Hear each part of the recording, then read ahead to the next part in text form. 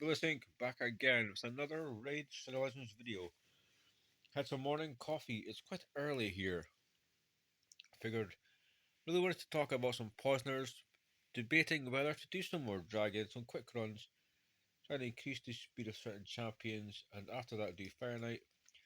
So I figured why not talk about some poisoners you can use in Dragon. So we're going to jump into the index right now and we're going to start off. We are going to start the video with a rare champion everybody can start with. Kale, potentially the best starting champion because of his kit, because of how far into the game you can use him. You can take him into clan boss, very late dungeons, you can take him into 25. You can use this champion everywhere. And he's a very interesting kit. He has poisons on his A1, 50 increased chance of getting a crit. Terminator on the A2, also quite nice. 4 hits at random, 40% chance goes to 50 each of landing a 5% poison debuff. And I've used this champion, but I played the game very early on. He was my poisoner. I also used, believe it or not, Yaga for a bit. He will not be in the video. You can put him in speed gear. You can make him. You can put him in regen. You can put him in accuracy sets. Currently, my Kale is in relentless, and he absolutely, when he gets to the dragon, he can solo that dragon very easily. So I started the video by talking about one of everybody's favourite champions. Now we're going to go to another champion that happens to be a rare. One that I actually have a team built around. Yeah, well, built around maybe too far, but she gets to the boss, everybody else hopefully dies off. She continuously will throw up poison after poison. It's a team that randomly Kale can go into. Most poisoners, I would assume, can go into, provided we get to the boss through the ways rather quickly. So yeah, chance to place poison debuff 2 turns if the target is under poison sensitivity, which they will be. Her A2 is just a small bit of terminate manipulation, but poison sensitivity debuff for 2 turns is insane. Extra 25% damage from your poisons that will go up, and with your champion, well, mine is over 250 speed. When everybody dies, is the A3, A1, A1, A1, A3 is continuous poisons. You've seen many comps before, and this champion was also free. She was a battle pass champion, absolutely top tier, even in clan boss. I do prefer ally attack or counter attack in clan boss. Otherwise, she just sucks in clan boss. But nonetheless, in dragon, absolutely a top tier killer. We're going to move on. Try not to ramble too much about people we don't have to ramble too much about. So the next champion. Next champion is good. They nerfed this champion as soon as he came out because he was better effectively than Badel Kazar. Badel, not in the video. You might notice that there's some that are not in the video, but I could name like 100 poisoners and it would be excessively long. So do forgive me if I don't mention other poisoners, but feel free to put a comment down below telling me of that poisoner. Eurogrim. Eurogrim is a very good. I did videos with this champion and Sylar 24, 25. I even think we did Ice Golem 24, 25. It was just 2-man, 3-man teams. And the poisons were insane. So, enemy, it used to be 3 times, it's now 2. And you can place your 5% poison. That's okay, that's just a bit of a heal. Places 2 poison debuffs on all enemies for 2 turns and a continuous heal. Continuous heals used to keep you alive. The poisons in Dragon also would just stack up, continuous. The quicker you are, the quicker you get them off. But Urigan, nonetheless, even outside of Dragon, is an absolutely still top tier poisoner. The nerf hurt this champion, but I don't feel it hurt him enough to really hate on him. Quickly, talk about an OG champion here. I used to use this champion in Dragon, Dragon 20, Dragon 19, even when he was weak affinity. There's a single chance to land a poison on the A1 for 2 turns. An interesting Curse Eater's interesting depending on the what debuffs. He blocks the Vigs at a turn, cleanses himself, blah blah blah and so forth. But it's this, once you ascend him, he places a poison debuff on himself for 4 turns, and has a chance of placing a poison debuff on a random enemy. And if that's the dragon, we only have one enemy. When he takes a turn, poison on himself, poison on the boss. When he attacks, he can potentially cleanse himself, meaning you'll take no poison damage. He's not necessarily a top tier, but he's still a pretty cool champion to use. You can use him potentially later than Dragon 20 if you have a very tight roster. He is extremely old school, even in Clan Boss, very old school champion to take in. Reliable, I call Brawler. So now we're going to go. Let's see if I can remember where this champion is. Because we're going to give a quick shout out. Or am I going to the wrong place? I may go to the wrong place. Bear with me here. Quick shout out to ASR. ASR, I pulled quite late. Never really used this champion that much, but when we look at his kit, still has a random buff. 4 times at random, each hit places a poison. Each hit doesn't have a chance. Each hit places a 5% poison. So when you're on the dragon and you're using this A2 with four poison debuffs, that is a substantial amount of damage. Definitely enough to help you go back and forth. And now, especially with the control of the AI, when you get to stage 3, the dragon, you really can't use block active skills on him. So you could just phase out the A3.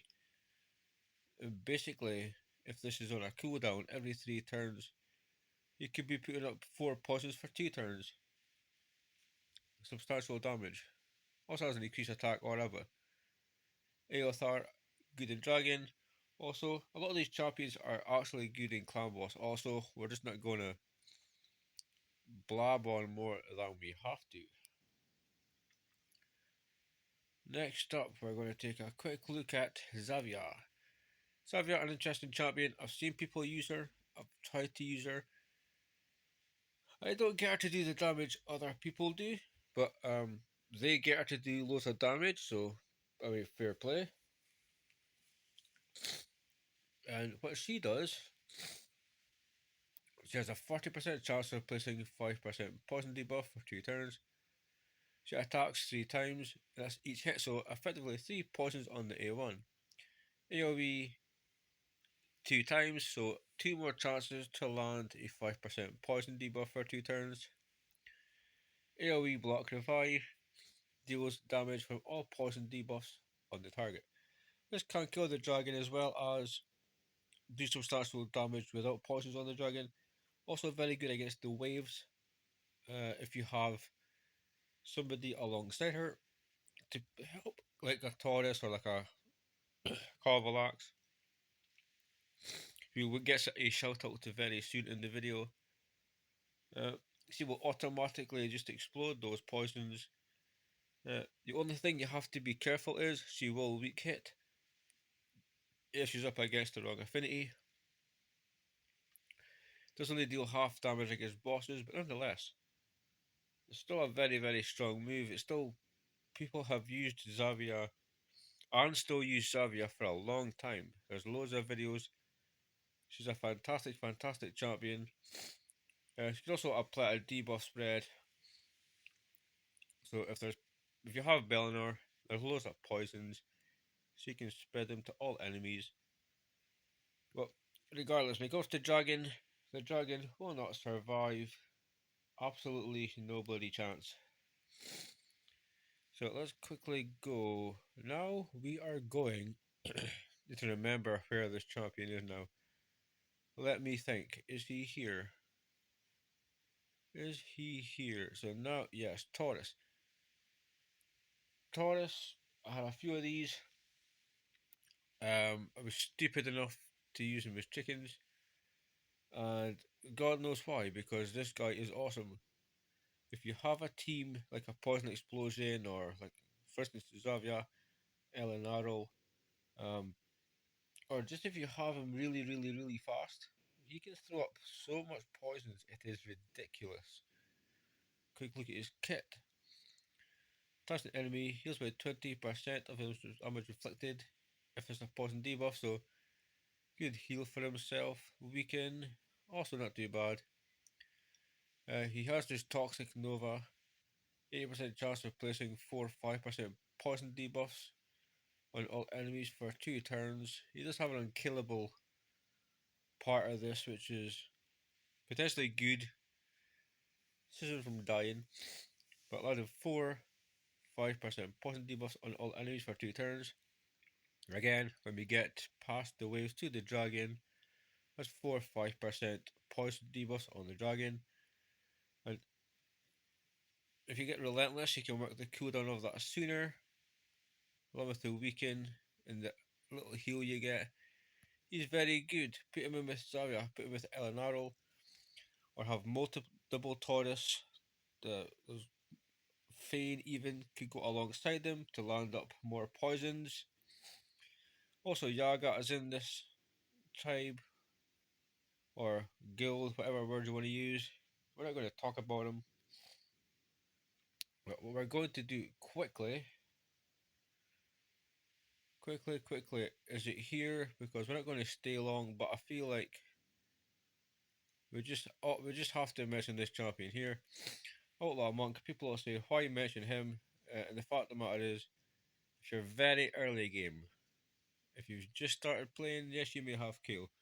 But if you didn't pick Kale, and also you don't have Frozen Banshee because he was Battle Pass, and nobody else for Poison, extra turn on the A1, places 2 poison debuffs on the target for 2 turns, on a 3 turn cooldown. This is enough to poison that dragon very early game. And not just the dragon clan boss. He's not going to break the record for damage, but he is still very good, very much worth your time. So now we're going to look at a champion that I do not have, and I would love this champion. And his name is Tomb Lord. Tomb Lord I've wanted for so long. He just looks like such a badass champion. He can solo lots of content. Obviously, Dragon, decrease speed in the A1, attacks one enemy, just placing 2 5% poison debuffs on all enemies. If it's a crit, it goes up to 70%, which actually becomes 100%, and that's to land 4 5% poison debuffs. So as long as you fully book this out, you're going to kick some ass. Blight is just nothing to do with poison, just decrease defense and decrease attack. Good for dual tower battles because of his aura, especially against any bosses that poisons are highly effective on. But I remember doing the faction for Knights Rev and just thinking to myself, dude, I would love a Team Lord. He would have made it so much easier to guarantee that I was going to get past the boss. Or in my mind, he was decreased defense, decreased attack, all that poisons. He's truly, truly insane. So when it comes to the dragon, he needs no help whatsoever. If built correctly, he will take all of the waves and the dragon. He will stick them all on a platter and he will serve them to you because he's that good. Next up, my very first legendary champion, Nethril. put this guy with 12 shards. There was ancients. It was a 10x, 10 or 12 or 13, and I mean, he's actually badass. He used to be in my clan boss team. I've used him everywhere. There is nowhere I have not used him. Campaign, in tag arena. I've used him everywhere, everywhere. Now going in reverse, decrease turn meter on the A3, stun, decrease speed on the A2. But this is why he was also in my dragon team. His A1 blood harvest. Chance to land a 5% poison debuff for 2 turns. Attacks one enemy 3 times. So effectively 3 chances to land 5% poison. Again, let's jump forward in time. We can control the AI. It was also why he was in the Clan Boss team, but Clan Boss, they changed the AI of Nethril, so he only does his A1 in Clan Boss. With the controlling of the AI, we can make sure he does that in Dragon. Doesn't waste these turn meter, doesn't waste these stun, because they won't work. You will constantly just throw up poisons to the dragon, and you're going to kill that dragon. I guarantee you're going to kill that dragon. I've used Nethril so many times with multiple builds and multiple teams. He's he is top tier. He is a top tier CC champion and a top tier legendary poisoner, and he does indeed deserve your respect. If you don't give it to him, he's going to chase you with his scythe and hit you with it. So just give him the respect he deserves, and we can all be happy. So next up, I need to remember where this champion is, and I think, give me a second, it's here. I kind of have no idea. No, I just came from there because I'm kind of stupid. Okay, so let's check here. Yes, Dark Kale. Dark Kale, I've not used him yet. I'm going to build him and hopefully throw him into the Frozen Banshee team where Ghostborn rips the waves apart with Seer with some buffs. When we get to the dragon, we can have some pretty cool combinations of people just killing the dragon. Triple hitter A1, 25% chance. 35% chance to activate 2 poison debuffs or 1 poison debuff and a HP burn. Either way, that's a shitload of damage. And good against dragon. HP burn or poison. Decreased attack. Turn meter manipulation as well. Chance of placing 5% poison debuffs and poison sensitivity, which is truly broken, which is like Narma standards. Narma also a fantastic dragon poisoner. If you're landing poison sensitivity along with 3 poison debuffs, that is truly broken. That's clan boss, that's dragon, that's most bosses. They're not going to survive if you can stack those poisons and whatnot. And the more poisons, nice little like decreases their crit rate, which is quite interesting. But look at the poison explosion teams, not just for a dragon. Look at the speed runs that are being done with Dark Kale. He's truly amazing. I will hopefully be building him very soon. I need to 6-star him, and I think I might not go the damage route. I'll go the accuracy, speed, and HP route, and we're just going to try and frozen banshee all the enemies by going super quick, landing what we need to land, and that's it. So, couple of shout outs. Um, so we mentioned Narma getting a special shout out. That's just because she's pretty badass.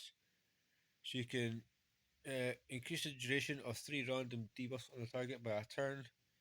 This could be the poisons, does have decreased attack, uh, and she lands 3 poisons and poison sensitivity for 3 turns. So she's in Dragon, which she is very good at.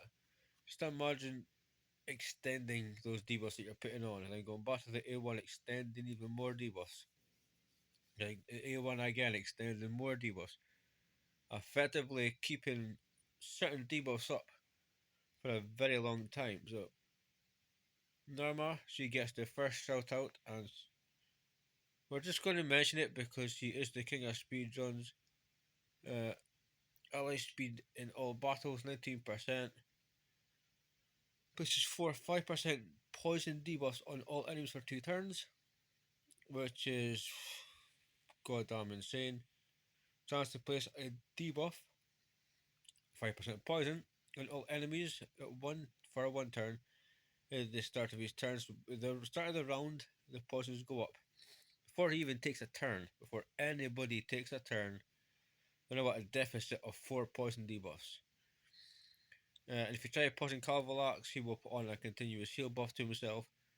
Um, Increased damage if there's poison, extra hit if there's poison, chance of increasing the duration of all poison debuffs. He gets a heal from it.